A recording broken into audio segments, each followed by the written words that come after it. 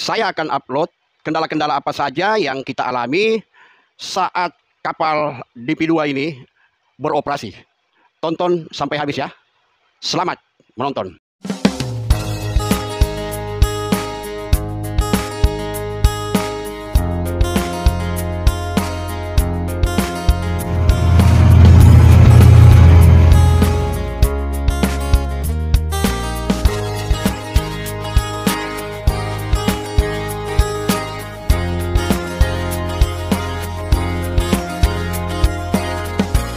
Selamat pagi, pelaut punya channel. Saya saat ini berada di lokasi oil field, ya, perusahaan Italia dan beroperasi di Ghana ya, tepatnya di Afrika. Saat ini kita lagi long site atau on DP di FPSO milik perusahaan Italia di Afrika. Dan saya akan mencoba memberikan beberapa kendala yang pernah kita alami pada saat kita on DP. Baik itu misalnya kita tidak bisa menahan posisi karena arus kuat, kemudian boat thruster overload atau trip. Ada juga pernah mengalami mesin mesin induk mati satu. Nah, apa tindakan yang harus dibuat pada saat situasi seperti itu?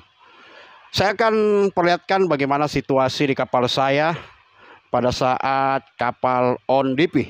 Ya, kita lihat. Ini adalah situasi pada saat kapal on DP. Ya, di oil field ya. Kita bisa lihat bagaimana kapal on DP. Jadi kalau kapal on DP itu tidak seperti dulu, kapten harus manuver di sini. Terus ini adalah chief officer ya. Jadi istilahnya santai lah kapten. Ya, jadi kapal tidak.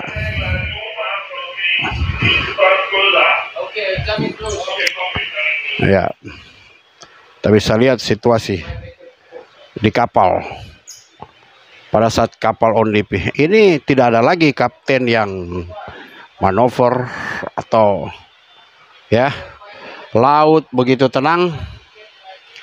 Ya. Laut begitu tenang, dan kita lihat bagaimana ya situasi di kapal on DP, santai sekali ya. Kita bisa lihat tidak ada yang manuver. Jadi kita bisa lihat nih, kapal ini DP2, kita bisa lihat. Ya. Nah, kita lihat apa aja ini yang hidup. Ya, ini adalah side scan. Ya, side scan ya. Side scan. Kemudian side scan ini udah pernah dijelaskan bagaimana side scan itu bekerja. Nah, ini di GPS berbayar ya, sebagai reference posisi semua di GPS ya. Dan ini adalah monitor. Kita bisa melihat zero ada 3, 1, 2, 3, anem ada 2, 1, 2. Kita bisa lihat di sini ya. Nah, di sini posisi kapal yang di floating. Jadi dia tidak bergerak ya. Kapal ini lagi on DP, tetap pada posisi yang sudah ditentukan. Jadi itu simple sekali. Lihat kapten yang ada di sana itu tidak manuver dia. Kalau kapal on DP, kapten hanya lihat-lihat monitor dan order chief officer atau yang DP operator di sini untuk mundur 1 meter atau bergeser 1 meter. Jadi santai sekali kawan-kawan ya. Pada saat kapal ini on DP, lihat kan, chief engineer juga santai juga, tidak. Oh, rupanya sudah shutdown ya. Obor sudah mati, flare-nya udah mati nih. Jadi mungkin mereka ada mau maintenance. Jadi itu yang saya mau kasih tahu pada kawan-kawan, situasi kalau DP lagi on atau DP mode, beginilah situasinya. Jadi sangat santai apabila tidak ada masalah. Nah, apa yang saya mau lanjut tadi ialah kendala apa saja yang pernah kita alami pada saat DP on begini, baik itu transfer fuel atau transfer bulk atau cargo operation on deck. Yang pernah kita alami pada saat kapal on DP. Yang pertama, ya, kita masuk ke teknikal dulu ya. Yang pertama, pada saat kapal on DP, kita pernah mengalami ada yang namanya boat thruster itu trip. Boat thruster trip, stand thruster trip. Itu pada saat saya di kapal DP yang lain ya, yaitu di Scarlet. Nah, kalau pada saat boat thruster trip, tidak usah panik kawan-kawan ya. Saya rasa yang sudah pernah di kapal DP2, satu boat thruster hilang, artinya kapal itu masih beroperasi sebagai DP1. Jadi kawan-kawan mengingat lagi video-video saya yang sebelumnya, DP1 dan DP2 itu apa? Jadi masih bisa mempertahankan posisinya sebagai kapal DP1. Nah, kenapa boat thruster bisa trip? Ya, buat orang mesin ini, kenapa boat thruster bisa trip? Satu, boat thruster bisa trip itu kalau overload. Satu, overload. Kemudian kita tanyalah, teruskan lagi, kenapa bisa overload? Nah, misalnya begini, current atau arus kuat. Posisi yang sudah di floating itu kan supaya tidak bergeser. Nah, apabila arus kuat atau ombak atau ini ya swell, otomatis kalau misalnya dia memberikan thrust, kapasitas thruster kita itu kan hanya 10 ton. Jadi kalau 20 ton. Karena satu thruster itu 750 kW ya, can giving the thrust 10 ton each, jadi 20 ton kalau dua ya, pakai dua di depan. Nah, kalau misalnya trip satu thruster karena overload, karena arus kuat atau swellnya yang kuat, maka kita akan turun jadi DP1. Jadi kita tidak usah panik, kecuali DP1 tentu langsung posisi langsung buyar ya. Jadi kapal yang DP2 ini dia akan berusaha untuk menahan dengan DP1-nya ini. Jadi kenapa thruster bisa trip, bisa overheat, bisa overload? Karena arus atau swell, atau dia berusaha untuk memberikan resistan feedback kepada arus tersebut. Nah, kalau misalnya boat thruster trip begitu, apa yang kita harus lakukan? Biasakan trip ya, biasakan boat thruster itu kalau trip pada saat pitch-nya bukan 0, Anda tidak bisa langsung men-start kembali boat thruster itu.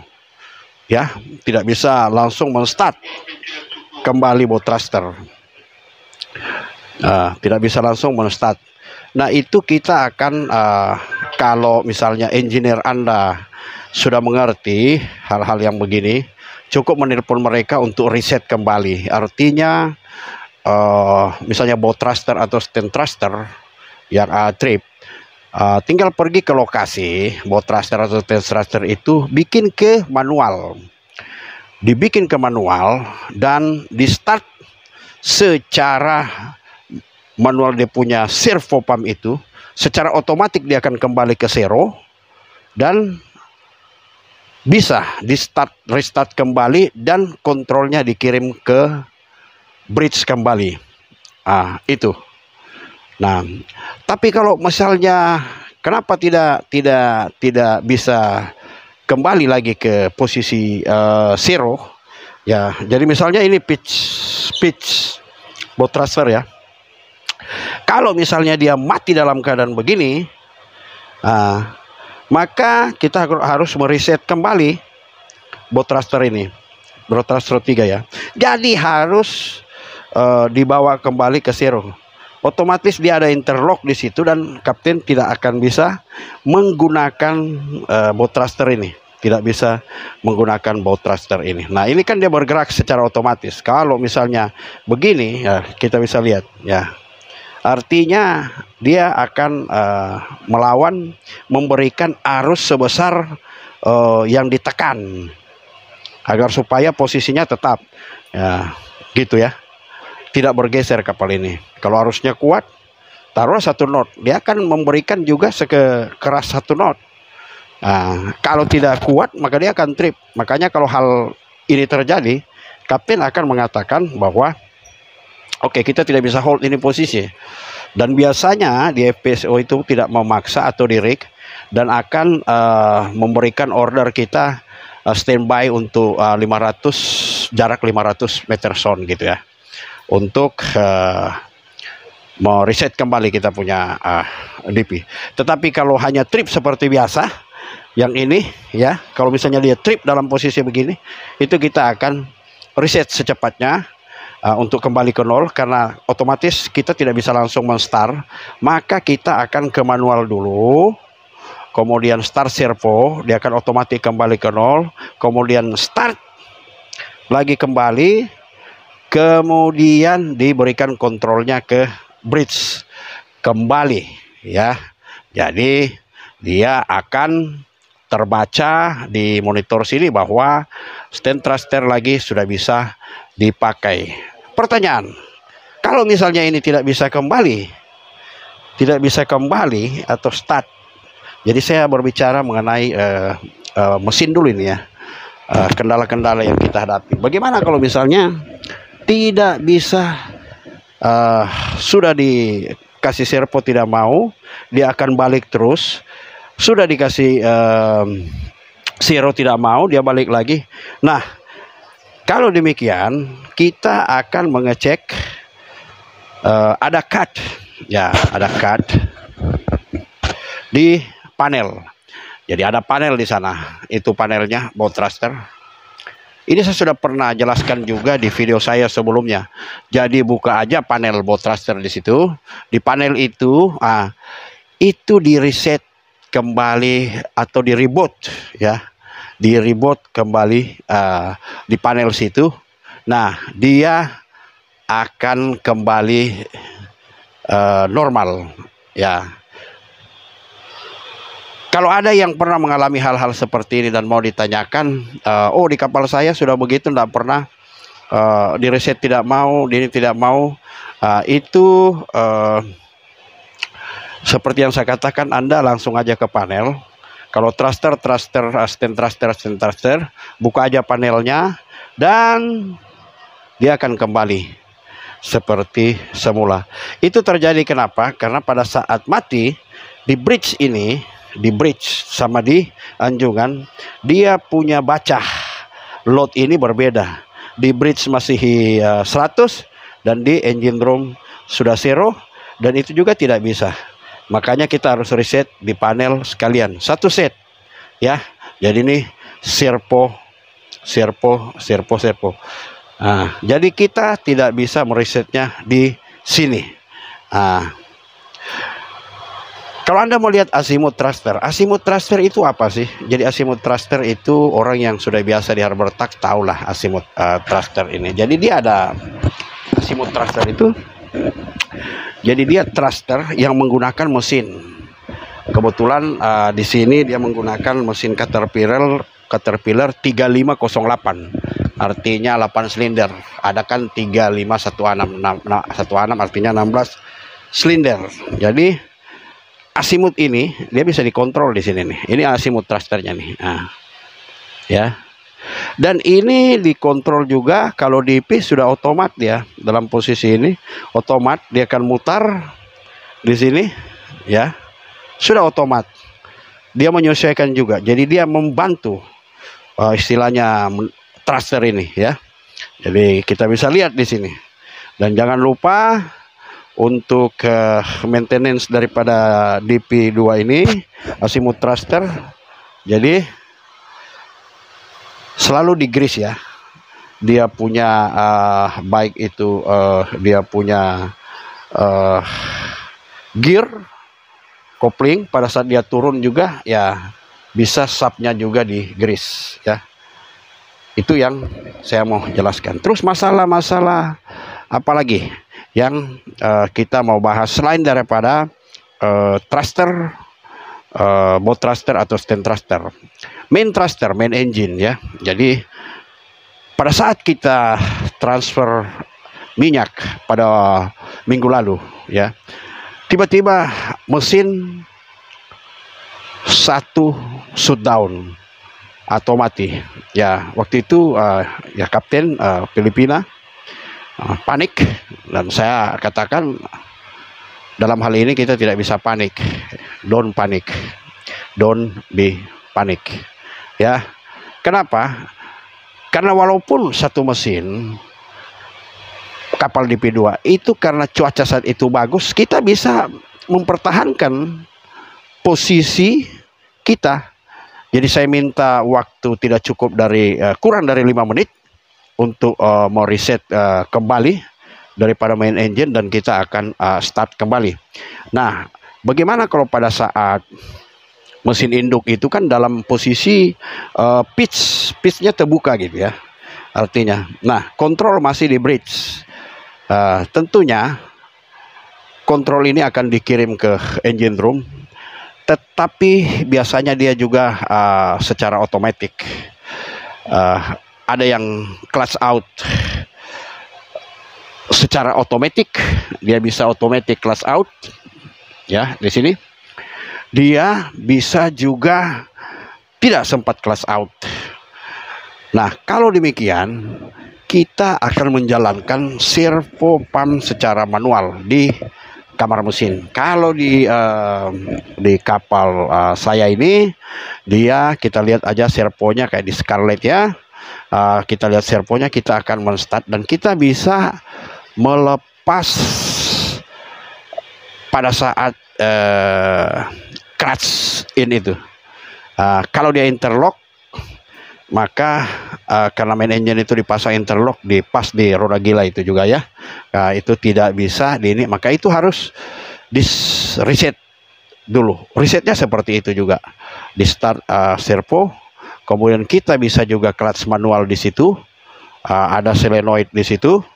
Kita juga bisa pakai touchscreen yang ada di kamar mesin, bisa manual, bisa juga touchscreen, dan biasanya juga dia secara otomatis begitu.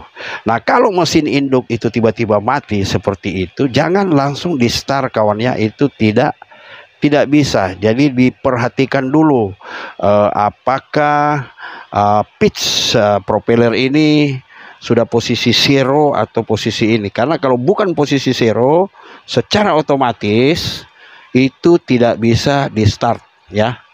Dia akan interlock. Jadi kita akan start dulu servonya, kembalikan pitchnya ke zero ya, secara manual di kamar mesin.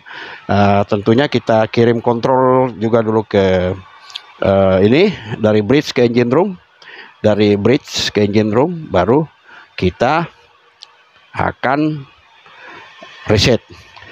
Dan jangan lupa untuk sebelum start tentunya harus di blow dulu ya, Yang sampai ada kebocoran air sehingga terjadi hal-hal yang kita tidak diinginkan. Connecting rod bisa patah dan blok bisa hancur.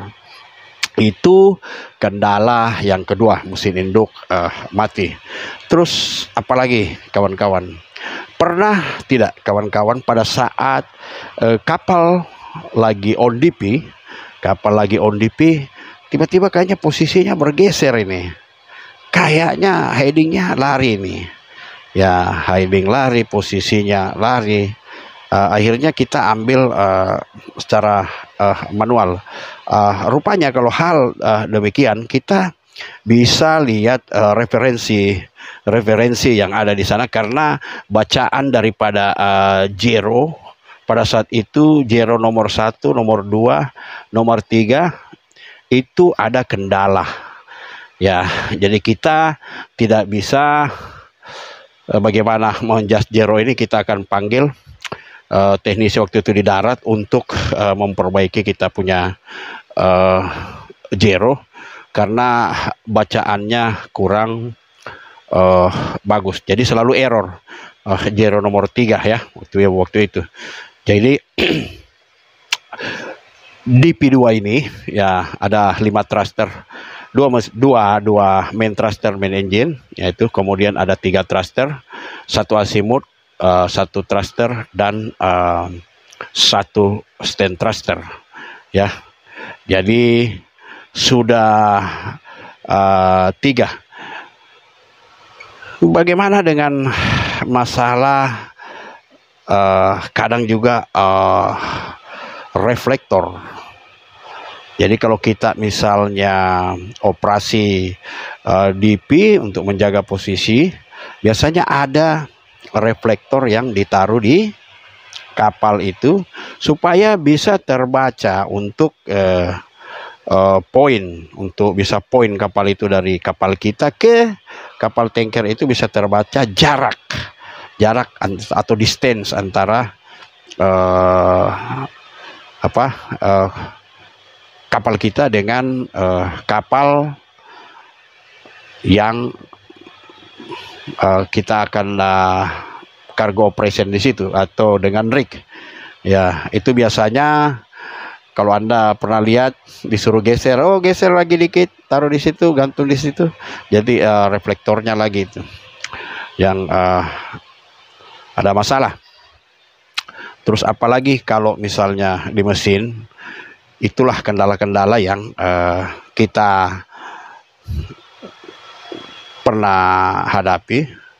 Kemudian kalau lagi on DP ini ya, itu rata-rata itu yang kita ada masalah di boat thruster, seperti itu, stand thruster.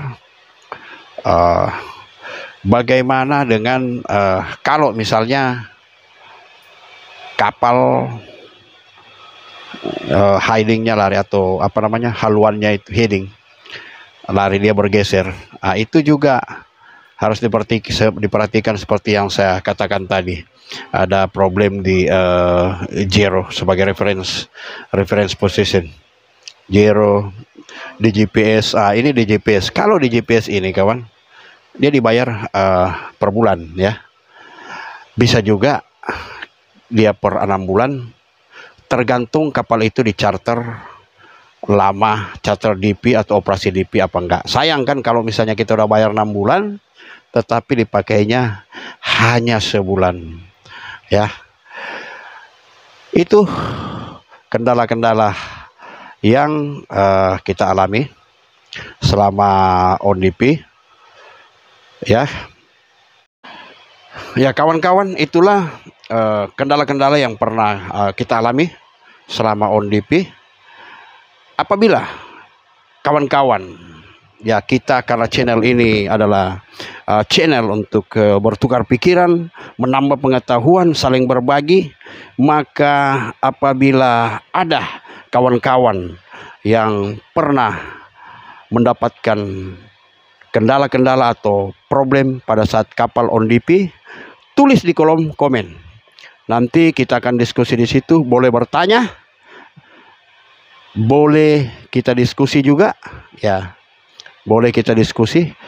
Dengan begitu, apabila Anda mempunyai satu pengetahuan, dan kita di Plaut Channel ini ada hampir 4.000 subscribe, dan kita berbagi ilmu, masing-masing kita punya ilmu satu, maka semua yang subscribe ini, hampir 4.000 subscriber, kita mendapatkan ilmu. Kalau kita berbagi, ada 4.000 orang di channel ini, masing-masing mempunyai satu ilmu, dan kita diskusi, kita tukar pikiran, dan kita akan mendapatkan masing-masing 4.000 ilmu karena diskusi tadi dan tukar pikiran tadi.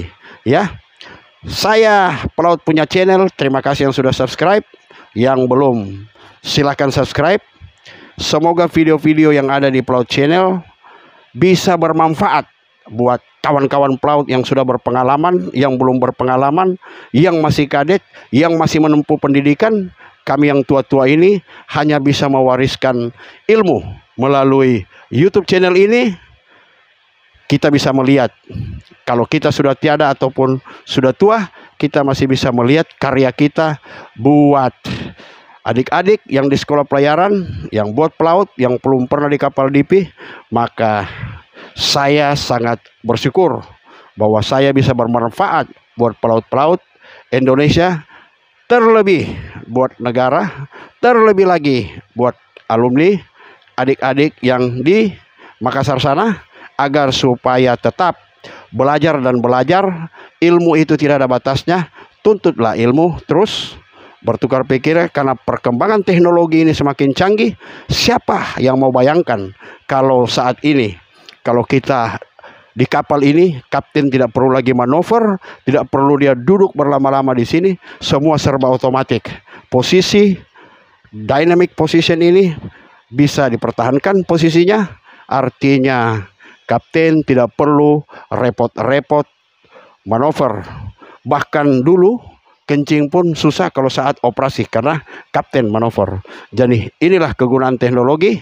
Kita harus mengejar, harus mencari tahu bagaimana teknologi itu bisa kita kuasai, karena dia diciptakan juga oleh manusia untuk manusia, ya, untuk mempermudah manusia, ya. Salam Pelaut punya channel, salam satu jangkar.